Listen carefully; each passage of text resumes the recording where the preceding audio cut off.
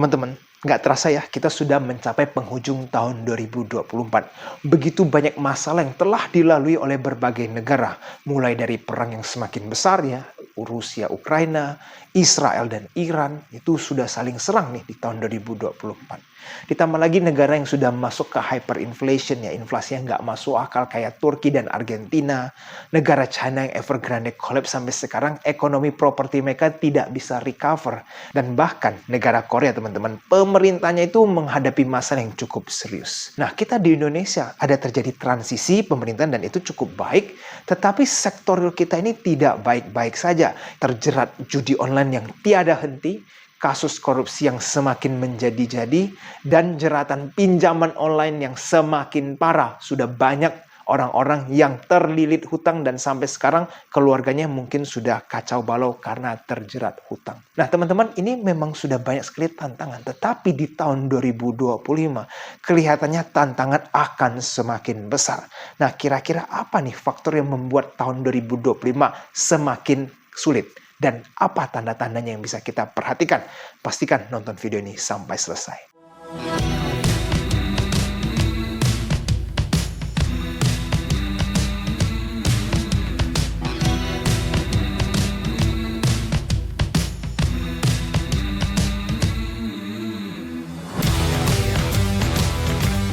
Oke teman-teman, jadi hal yang paling pertama perlu kita perhatikan yaitu adalah Presiden Trump akan menjabat Amerika di tahun 2025. Nah apa nih yang harus kita perhatikan pada saat nanti Trump menjadi presiden? Yaitu adalah ketentuan tarif yang ingin dia perlakukan ke berbagai barang untuk berbagai negara. Nah kalau itu terjadi teman-teman, itu segala sesuatu akan langsung naik. Walaupun tanpa ada perubahannya supply dan demand, inflasi akan instantly naik karena harga akan langsung naik dengan diiringi tarif yang naik. Tujuan Trump itu sebenarnya kan baik untuk negara Amerika. Kalau dengan tarif tinggi, pemasukan ke negara itu akan langsung besar sehingga Amerika bisa lebih cepat mendapatkan duit. Tapi kalau teman-teman lihat dampaknya jika barang terjadi kenaikan dalam waktu singkat, inflasi naik, dan dampaknya teman-teman yaitu akan ke dalam suku bunga. The Fed ini kan sekarang sedang proses menurunkan suku bunga. Kenapa? Karena ekonomi kita sudah semua lambat ya teman-teman. Suku bunga sudah terlalu tinggi, terlalu lama. Bahkan Indonesia juga harus terus mengimbangi nih. Tidak bisa turun terlalu cepat kalau The Fed tidak turunin suku bunga. Inflasi di Indonesia sekarang itu di 1% lebih dan di Amerika kisaran 2%. Jadi suku bunga bisa nih secara bertahap turun. Nah kalau Donald Trump naik jadi presiden langsung introduce tarif di sana sini semua negara kena tarif, barang semua naik harga, maka inflasi akan menukik ke atas secara tiba-tiba. Dan kalau inflasi naik terlalu cepat, kira-kira apa yang terjadi teman-teman? The Fed tidak bisa nih langsung menurunkan suku bunga secara konsisten. Mereka harus ngerem. Kenapa? Karena tidak bisa kalau mereka terlalu cepat turun suku bunga, nanti inflasi lalu out of control, nanti kasusnya ya akan seperti awal tahun di mana segala sesuatu inflasi terlalu tinggi, The Fed malah harus mempertahankan suku bunga yang cukup tinggi. Jadi yang perlu kita monitor teman-teman yaitu adalah Presiden Trump ini apakah akan langsung introduce tarif secara bertahap atau langsung semuanya dihajar supaya mereka bisa cepat dapat duit tapi inflasi akan menukik ke atas. Ingat teman-teman, kalau The Fed tidak bisa menurunkan suku bunga, maka Indonesia juga tidak bisa menurunkan suku bunga. Karena kalau BI turunkan suku bunga mendahului The Fed, yang terjadi adalah foreign akan terus keluar. Karena nilai rupiah kita, USD IDR pada saat video ini dibuat saja sudah 16.000 tanpa BI menurunkan suku bunga. Jadi nanti kalau BI sudah turunkan suku bunga, maka potensi foreign flow akan terus semakin besar. Karena kurs nilai tukar rupiah kita akan semakin melemah. Ingat teman-teman, IHSG kita aja sudah terus keluar ya, asing. Dan nggak cuma di IHSG, teman-teman harus lihat bond market juga banyak sekali foreign keluar karena mereka ya takut nilai rupiah yang terus melemah. Jadi sangat penting nih buat kita memonitor apakah Donald Trump akan segera naikkan tarif atau secara bertahap. Nah, faktor yang selanjutnya kita perlu perhatikan adalah di Indonesia, yaitu PPN 12%. Kalau kita lihat beritanya, Ada yang mengatakan ditunda, ada yang bilang fix di bulan Januari, dan kita tidak tahu keputusan akhirnya seperti apa. Nah, tapi teman-teman, kelihatannya sudah bisa dipastikan tahun 2025 ini PPN akan naik menjadi 12% untuk beberapa sektor barang. Jadi teman-teman, kalau PPN naik menjadi 12%, otomatis barang akan langsung naik, dan itu juga dampaknya akan ke inflasi. Dan teman-teman, kalau misalkan BI aja belum menurunkan suku bunga, lalu inflasi terus naik secara signifikan, maka mereka harus berhenti kan, atau rem dulu. Karena kalau terlalu cepat turun, nanti inflasinya terlalu tinggi. Oke teman-teman, faktor ketiga yang kita harus perhatikan adalah baru-baru ini China itu malah menambah gold reserve mereka. Teman-teman tahu kan, pada saat Donald Trump menjadi presiden, emas sempat koreksi cukup dalam. Karena orang-orang berpikir, nanti Trump menang, perang selesai, segala sesuatu turun, makanya gold tiba-tiba longsor. Tapi tidak lama setelah itu, gold mulai rebound. Nah, pada saat terjadi dip, China justru malah sero emas semakin banyak. Nah, coba kita perhatikan teman-teman. Negara China kok malah justru sero emas, yang dimana kalau kita bandingkan harga emas di 2-3 tahun yang lalu kan sudah naik begitu banyak. Kok mereka malah justru memborong emas lebih banyak lagi di harga seperti ini. Nah, itu artinya apa teman-teman? Salah satu alasannya, China pasti tidak melihat adanya instrumen alternatif yang lebih menarik dari emas. Dan emas semua negara tahu bahwa itu adalah menjadi safe haven. Ya, dimana kalau teman-teman ragu akan segala sesuatu, belilah emas semakin banyak. Dan kelihatannya China justru memperbanyak posisi mereka di emas. Mereka tidak optimis dengan sektor real mereka. Belum mampu menghandle kerusakan Evergrande yang telah terjadi. Ya, kolaps itu dampaknya akan domino efek ya, berkelanjutan.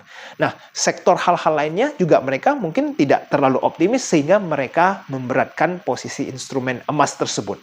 Jadi teman-teman, kalau China saja sampai melihat bahwa safe haven itu salah satu yang perlu ditambah. Jadi kira-kira bagaimana nih dengan sektor real kita Indonesia? 2024 banyak sekali para pembisnis itu sudah keluh kesah ya.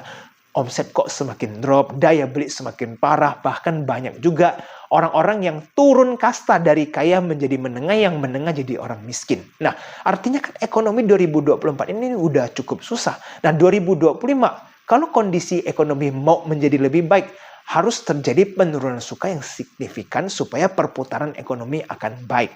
Tetapi ingat, kita tidak bisa terburu-buru karena ada patokan The Fed yang harus mereka duluan turun, baru BI bisa turun. Kalau enggak, nilai rupiah kita akan ambruk. Nah, dari ketiga faktor ini saja, kita melihat 2020 belum ada hal-hal yang kelihatan bisa membalikkan kondisi ekonomi.